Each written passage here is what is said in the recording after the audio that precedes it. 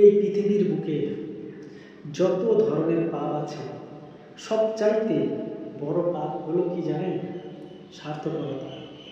যে মনে করে আগে আমি খাব, অপরের চেয়ে আমি ধনী হব,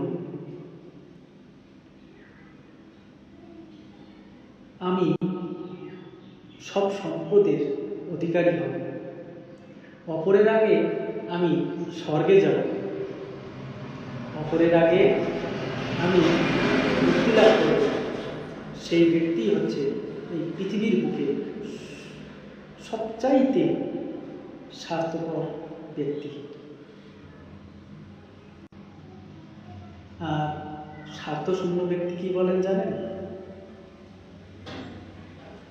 যে আমার পালা সবার শেষে, আমি স্বর্গ চাই না, আমার ভাতৃবর্গকে সাহায্য করার জন্য যদি আমাকে নরকেও যেতে হয় তাতেও আমি প্রস্তুত।